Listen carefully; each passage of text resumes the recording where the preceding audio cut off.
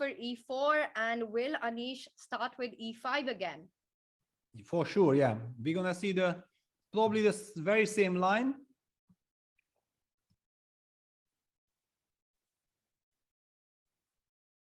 Yes, we're gonna see the same line. Yeah, it's very logical. But now Anish will never bring his okay. So Alireza switches with a4. It's a clever choice. I mean, he needs to disbalance Anish somehow. A4, knight a5, bishop a2, c5, knight a3. Old classical stuff, queen d7. But I believe that this is also some kind of a structure where Anish is familiar, because this is a modern kind of anti-Marshallish structure.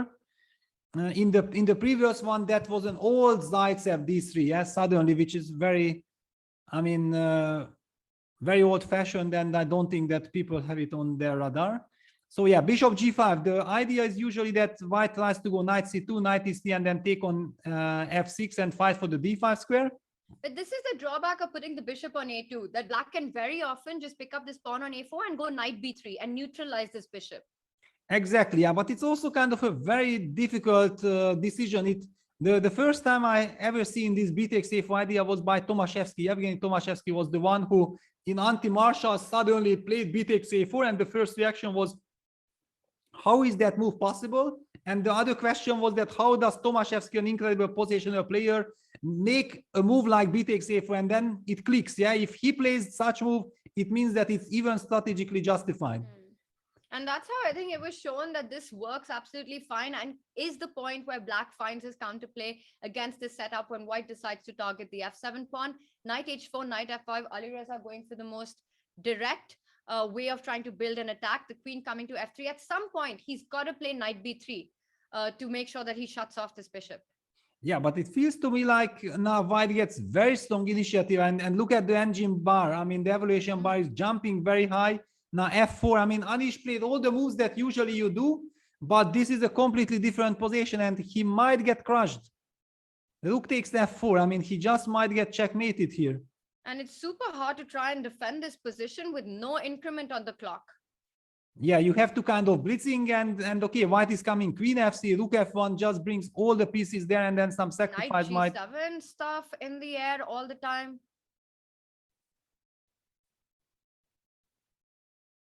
Yeah, this is now also the problem that Anish needs to spend time. It's he just cannot play now automatically.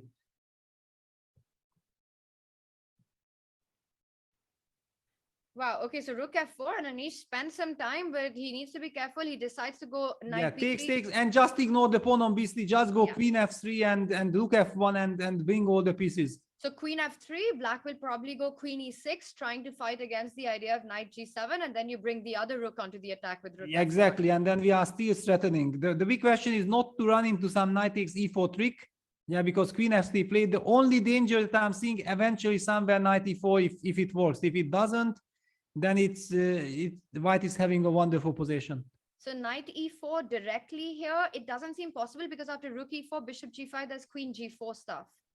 Sorry, knight e4, d4, bishop g5, queen g4, and knight h6 check. Yes, this is one of those motives. Also after knight e4, maybe you can just take on d8 as well. Yeah, so Anish goes the most practical way. I mean, just double defense. Yeah, knight e8 making queen g4, Peter, here. Yeah, but knight on e8 protects the g7 pawn. So that's kind of, so white is better. Yeah, white is clearly better. It's no doubt about it. But at least black kind of stabilized, made sure that he's not getting checkmated. It will be a chess game, and then playing it quickly is the most important. I mean, honestly, it was looking super scary, and kudos to Anish to find this kind of a way to get out of the attacking mess and all these tricky ideas. Yeah, but I mean, unfortunately for him, yeah, knight is coming, knight ac4, knight c3, and then the pressure is still on, and he's 1 minute behind on the clock. Very unpleasant. Yeah, queen b7. Trying to get the bishop to e6, so trying to eliminate the knight on f5. Also trying to break with d5. Yeah, it's a multi-purpose move, bringing the queen to b7. But Alireza will not let that happen. I mean, I'm kind of sure knight c4 too easily will be played. That's kind of my guess. Just keeping the bind. Yeah, keeping the bind and making black to decide. Do you really want to take on f5? I don't think that black really wants. But Anish is super happy. At least he forced Alireza to think some 25, 30 seconds, making up his mind.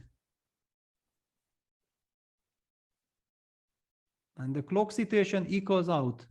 Yeah, finally he plays knight c3. The evolution, I mean, the engine bar does not like it.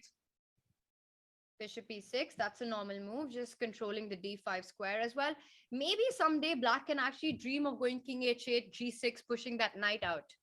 Yeah, and also somewhere e5, e4, e3. Yeah, that would And be queening the pawn. I mean, just to destroy the structure. Yeah, it's a clear-cut direct counterplay. That's actually a really nice idea. Suddenly on the other side of the board.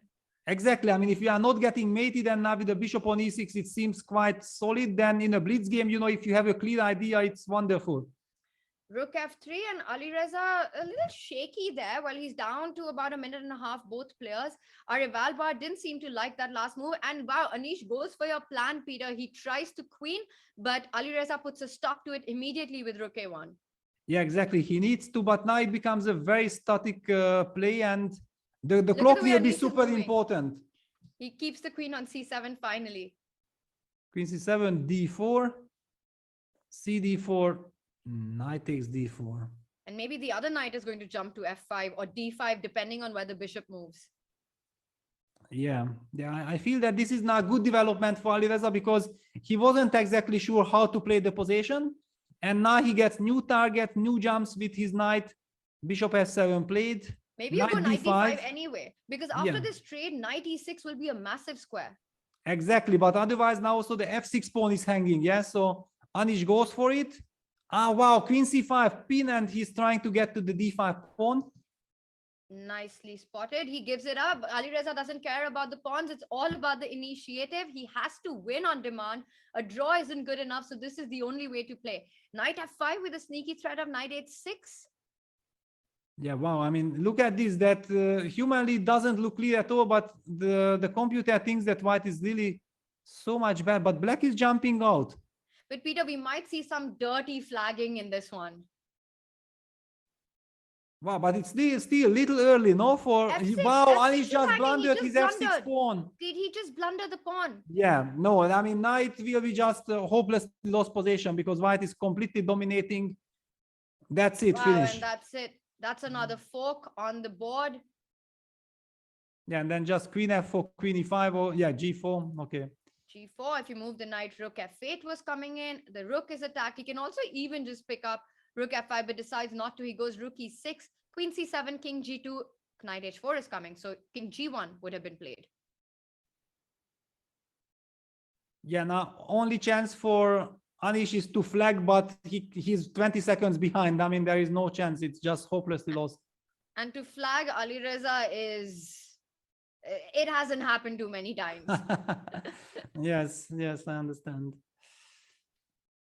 Wow, 12 seconds. And this looks like Alireza is going to take this one. Yeah, I mean, okay, Anish is down to 10 seconds.